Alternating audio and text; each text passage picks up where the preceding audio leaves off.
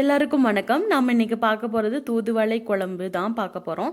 இது வந்து சூப்பு ரசம் எப்படி வேணால் நாம் வந்து சொல்லலாம். இதுக்கு வந்து தேவையான பொருள் பார்த்திங்கன்னா கொழிஞ்சி, அதுக்கப்புறம் முடக்கத்தான், கோவை இலை, பூ இது தான் தேவைப்படும். இப்போ நான் பார்க்க போகிறது கொழிஞ்சி தான் பார்த்துட்ருக்கோம். இந்த கொழிஞ்சி வந்து பார்த்திங்க அப்படின்னா ஆஸ்துமா, குடல் புண், பித்தம் இதுக்கு எல்லாத்துக்கும் வந்து கேட்கும். இதை எடுத்துகிட்டு வந்து இந்த வேர் இருக்குது பார்த்தீங்களா, அந்த வேரில் இருக்கிற பட்டையை மட்டும் தனியாக நாம் வந்து உரித்து தனியாக எடுத்து வச்சுக்கணும். நாம் வந்து வேரோடு பயன்படுத்த முடியாது. அதில் இருக்கிற பட்டையை தனியாக எடுத்து வச்சுக்கணும். அடுத்து வந்து பார்த்திங்கன்னா முடக்கத்தான் பார்க்க போகிறோம். முடக்கத்தான் வந்து பார்த்திங்கன்னா மூட்டு வலி, இரும்பல், பைல்ஸ் இதுக்கெலாம் ரொம்ப நல்லது. இதுவும் கொஞ்சம் நாம் வந்து தனியாக எடுத்து வச்சுக்கணும். அதுக்கப்புறம் கோவக்காய், கோவை இலை, பூ இதெல்லாம் பயன்படுத்த போகிறோம். கோவையில் வந்து பார்த்திங்கன்னா கோவை இலையில் vitamin B1, B2, B6, vitamin C அதிகமாக இருக்கிறதுனால நம்ம நோய் எதிர்ப்பு சக்தி வந்து அதிகரிக்கும். அதே மாதிரி நம்ம உடம்புல வந்து காயம் ஏற்பட்டுச்சு அப்படின்னா இந்த கோவை இலையை வந்து நீங்கள் வந்து அரைச்சி அந்த காயத்தை மேலே போட்டால் சீக்கிரம் ஆறிடும். அதுக்கப்புறம் பார்த்திங்கன்னா ஒரு வாணலியில் நாம் வந்து சின்ன வெங்காயம், பூண்டு, கறிவேப்பிலை, அப்புறம் வந்து எலுமிச்சை அளவு புளி, அப்புறம் தேவையான அளவு காரத்துக்கு சிகப்பு மிளகாய் எல்லாத்தையும் வந்து போட்டு நல்லா வந்து பார்த்திங்க அப்படின்னா கோவக்காய் கூட பாருங்கள் நாங்கள் போட்டிருக்கோம். நான் எல்லாத்தையும் வந்து போட்டு நல்லா வந்து மொறுமொறுன்னு வர அளவுக்கு வறுத்து எடுத்துக்கணும். வதன்னு இருக்கக்கூடாது, நல்லா கிறிஸ்பியாக அது வந்து வறுபட்டுறணும். தேவைப்பட்டால் நம்ம வந்து தூதுவளை தண்டு கூட நாங்கள் சேர்த்திருக்கோம்.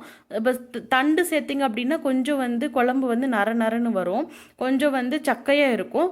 நீங்கள் வந்து வேணும்னா வடிகட்டிக்கோங்க, இல்லைன்னா அப்படியே உபயோகப்படுத்தலாம், நல்லா தான் இருக்கும்.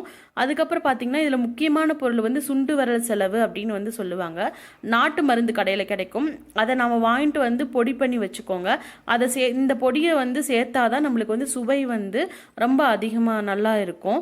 அதுக்கு இதெல்லாம் நம்ம வந்து அரைக்கும் போது பார்த்திங்கன்னா நமக்கு இந்த ரசத்துக்கு தேவையான உப்பு சேர்த்துக்கோங்க.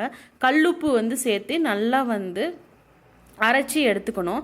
அரைச்சி எடுத்துகிட்டு நாம் என்ன பண்ணணும் பார்த்தீங்க அப்படின்னா வந்து நீங்கள் நமக்கு வந்து தேவையான அளவு நம்மளுக்கு வந்து ரசம் மாதிரி வேணுமா இல்லை குழம்பு மாதிரி வேணுமா, அந்த மாதிரி நம்மளுக்கு எப்படி வேணுமோ அந்தளவு தேவையான அளவு தண்ணி சேர்த்துக்கோங்க. நீங்கள் இதெல்லாம் சேர்க்கறதுக்கு முன்னாடியே புளிப்பு சுவை இல்லை அப்படின்னா கொஞ்சம் புளிப்பு சுவையும், இல்லை உங்களுக்கு உப்பு தேவைப்பட்டால் இன்னும் வந்து உப்பு சேர்த்துக்கோங்க. இது சேர்த்துட்டு நல்லா வந்து கரைச்சி எடுத்து வச்சுக்கோங்க. நாம் வந்து முடக்கத்தான் கீரை, தென் வந்து இந்த கோவையெல்லாம் சேர்த்தனால கொஞ்சம் சிறு கசப்பாக தான் இருக்கும், ஆனால் உடலுக்கு ரொம்ப நல்லது. இதுக்கப்புறம் ஒரு வானல் சட்டி வச்சுட்டு கொஞ்சம் வந்து எண்ணெய் ஊற்றிட்டு, கடலெண்ணெய் தான் நாங்கள் ஊற்றிருக்கோம். கடலெண்ணெய் கொஞ்சம் வந்து இது என்னது மஸ்டர்ட் சீட்ஸு, அதுக்கப்புறம் கருவேப்பிலை, அதுக்கப்புறம் வந்து மிளகாய், இது எல்லாத்தையும் போட்டு இதெல்லாம் கொஞ்சம்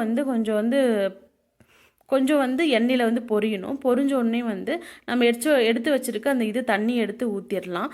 இது வந்து பார்த்திங்கன்னா ரொம்ப நேரம் கொதிக்க வைக்க தேவையில்லை, நார்மல் ரசம் மாதிரி நுர வந்தோடனே ஆஃப் பண்ணிடலாம். இந்த வீடியோ வந்து உங்களுக்கு பிடிச்சிருந்தால் லைக் பண்ணுங்கள், ஷேர் பண்ணுங்கள். டீ டாக் வித் நிகழினி யூடியூப் சேனலுக்கு சப்ஸ்கிரைப் பண்ணுங்கள். தேங்க்யூ.